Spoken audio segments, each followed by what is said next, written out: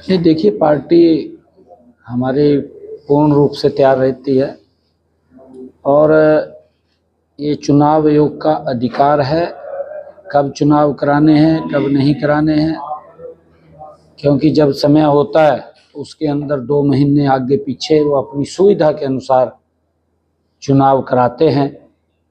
चुनाव आयोग ने जो डेटें दी है उसका हम स्वागत करते हैं। हरियाणा प्रदेश के लोगों से ये अपील करना चाहूँगा कि जो चुनाव आयोग ने डेटें दी हैं, हम सब घर से बाहर निकल करके अपने अपने वोट का मतदान करें। इस लोकतंत्र के पर्व को हम मनाएं।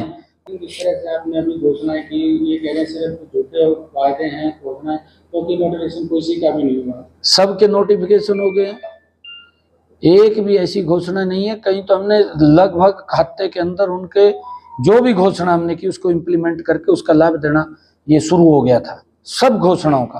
परंतु तो भूपेंद्र सिंह हुड्डा ने जितना शोषण किया है, आज ये बापू बेटा लगे हुए हिसाब मांग रहे हैं। अरे हिसाब आप मिर्चपुर कांड का दीजिए ना। इनकी सरकार के अंदर क्या हुआ, कितने पिछड़े समाज के लोगों के घरों को जला दिया, आग के हवाले कर दिया।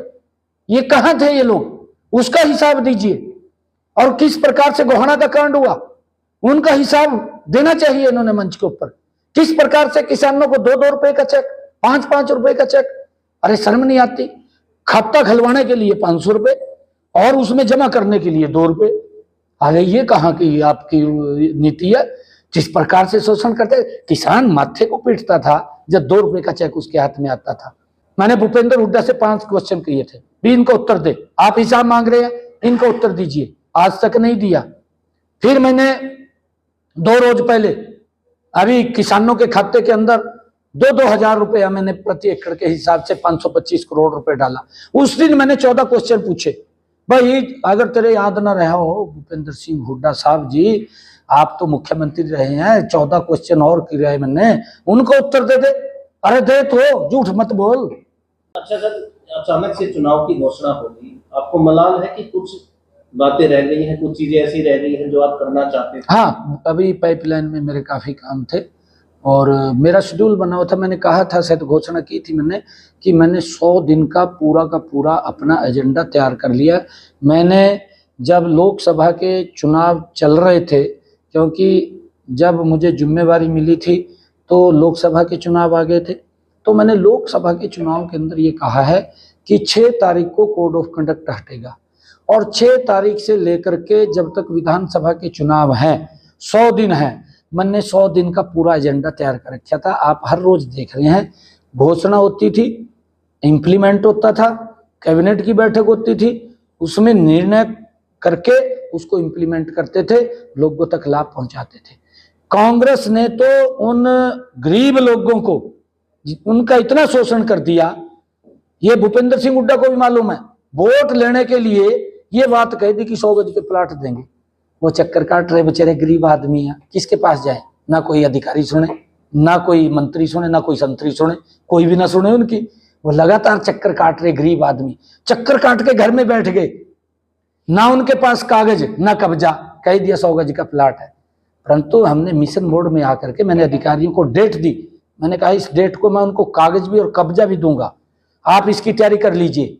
और हमने उसी तारीख को हरियाणा के गरीब लोगों को कागज भी दिए, कब्जा भी दिया।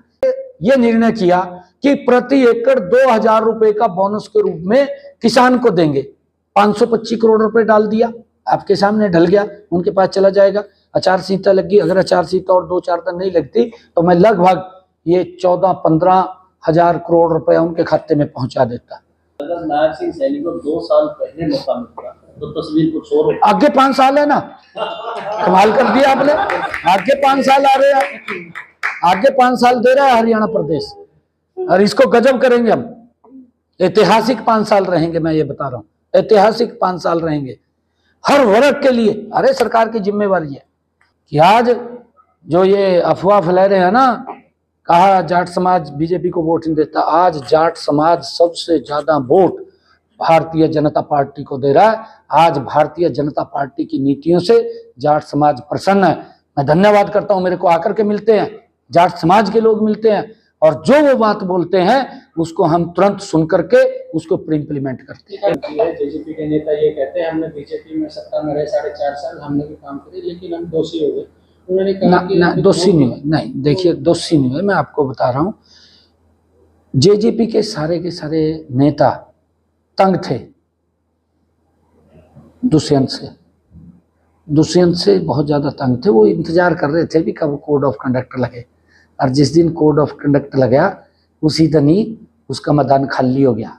वो तो पहले तैयार बैठे थे, वो तंग थे, उसकी नीतियों से तंग थे।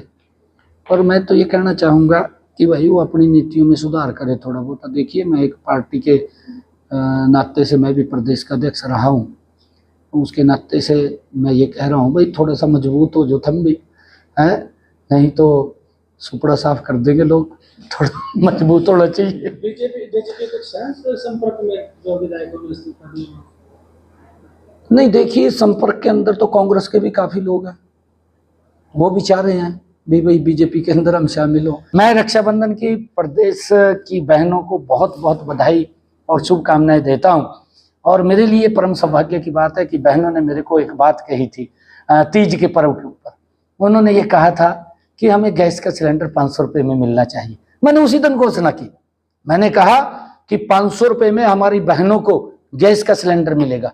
और मेरे लिए बड़ी खुशी की बात है कि 50 लाख परिवारों को 1.5 करोड़ से ज्यादा लोगों को इस योजना का लाभ मिला है। 1.5 करोड़ से ज्यादा 50 लाख परिवारों को 500 रुपए में गैस का सिलेंडर, उसके ऊपर जितना वो पैसा बनता है वो हरियाणा सरकार देने का काम करेगी। हमारी बहनों को कोई चिंता नहीं। मैं उनको रक्षाबंधन की बहुत बहुत बधाई और शुभकामनाएं देता हूं। और मैंने इस बात की भी उस दिन घोषणा करी थी कि हमारी हरियाणा रोडवेज की बसें बहनों को 24 घंटे वो उनके साथ बच्चा भी फ्री में लेकर के ले जाने का और लाने का काम करें।